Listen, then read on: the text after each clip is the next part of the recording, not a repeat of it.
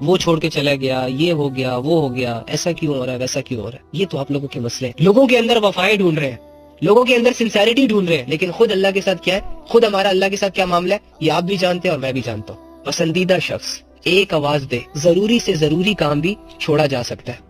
اللہ اللہ ہو کر 5 دفعہ اپنے سامنے کھڑا ہونے کے لیے دعوت دے، اس وقت میرے کام امپورٹنٹ ہوتے ہیں. اس سے بڑا دھوکہ اور کیا ہوگا جو ہم اپنے آپ کو دیں. ہم تو روزانہ خود کو دھوکے دے رہے ہیں اور روزانہ اپنے آپ کو مطمئن کر رہے ہیں کہ کچھ نہیں ہے، سب ٹھیک ہے، اسکوپ چل رہا ہے. ڈونٹ وری، تو اکیلا نہیں ہے اللہ کا باغی، پوری دنیا اللہ کی بغاوت پہ اتری ہے. کیا خوب موٹیویشن ہے، کیا زبردست حکمتیں ہیں ہماری. لیکن میرے بھائی مرنے کی دیر ہے، صرف میرے مرنے پر جو میرے سامنے حقیقتیں کھلیں گی نا، اس کو میں جھٹلا نہیں پاؤں گا. میرا ایک ایک گندا عمل، میرا ایک ایک گناہ مرنے کے بعد جب ڈراؤنی شکلیں اختیار کریں گی نا، اس وقت میں چیخ چیخ کے کہوں گا کہ میں نے یہ اعمال کیوں کیے تھے، میں نے ان راستوں کا انتخاب کیوں کیا تھا جو راستے انسان کو اللہ سے دور لے جاتے ہیں. میں ان لوگوں میں کیوں اٹھا بیٹھا تھا جو لوگ دنیا کے پجاری تھے، جو